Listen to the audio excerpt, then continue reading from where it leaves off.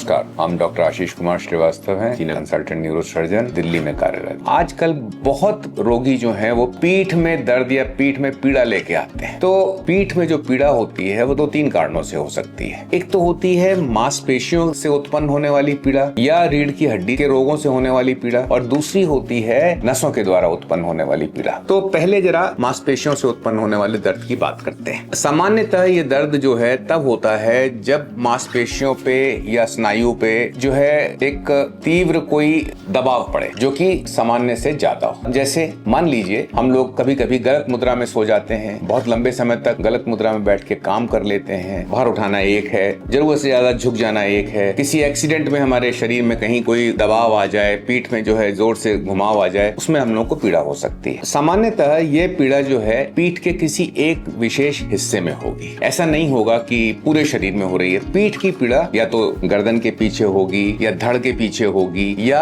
नीचे कमर में होगी। दूसरे जो है यदि उस हिस्से में दबाव दिया जाए या छुआ जाए तो दर्द बढ़ता है। और कुछ चीजें नहीं होती मांसपेशियों के दर्द में सामान्यतः, जैसे मांसपेशी पतली नहीं पड़ेगी, शिथिल नहीं हो जाएगी, हो तो सकती है। और जो लक्षण होते हैं वो भी 2 प्रकार के होते हैं। एक होते हैं मोटर, मतलब काम करने वाले लक्षण, हम हाथ नहीं उठा पा रहे, झुक नहीं पा रहे, किसी विशेष मुद्रा में ही फंस गए हैं, दोबारा सीधे नहीं हो पा रहे। और दूसरा होता है लक्षण छूने का, या जिसको हम कहते हैं संवेदीकारक लक्षण। आमतौर पे मांसपेशी से उत्पन्न होने वाली पीड़ा में ये सेंसरी लक्षण नहीं होते। आपकी मुद्रा प्रभावित हो सकती है, आपके काम करने का तरीका प्रभावित हो सकता है, छूने पे दर्द हो सकता है, आपके काम करने में बाधा आ सकती है। ये मांसपेशियों के उत्पन्न होने वाली पीड़ा से होता है। अब सिर्फ भार उठाने से या गलत मुद्रा से या कार्य करने से ही पीड़ा नहीं होती। लंबे समय तक ऑफिस में बैठने वाले लोगों को पता है कि जब वो शाम को उठते हैं तो उनका शरीर अकड़ा हुआ लगता है, वो ये मांसपेशी का कारण होता है। अब बात करते हैं नसों से उत्पन्न होने वाली पीड़ा की। कैसे होता है? पीठ में रीढ़ की हड्डी से हर स्तर पे एक नस निकलती है। तो जहां जहां जिस नस पे दबाव पड़ेगा, रीढ़ की हड्डी के पास या मांसपेशियों के बीच में या जोड़ों के पास, वहां से नस का दर्द उत्पन्न हो सकता है। और फिर जहां जहां वो नस जाएगी, जहां जहां वो सब जाके सेंसरी वो करेगी, वहां पे पीड़ा हो सकती है। ये पीड़ा आमतौर पे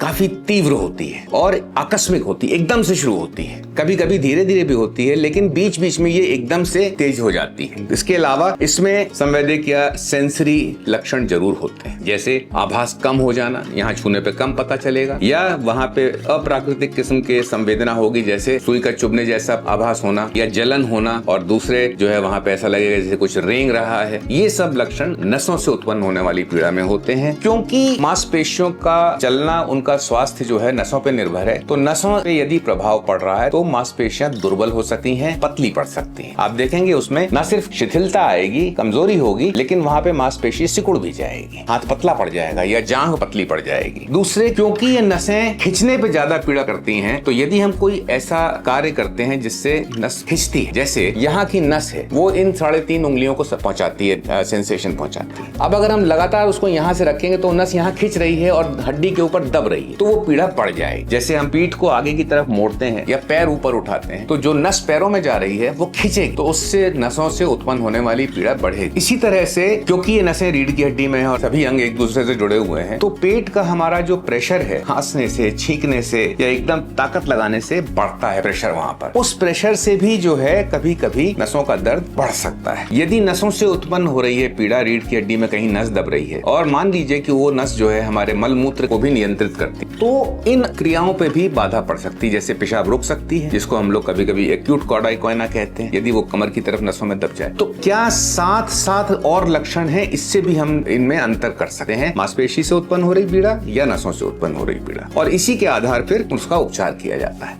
धन्यवाद।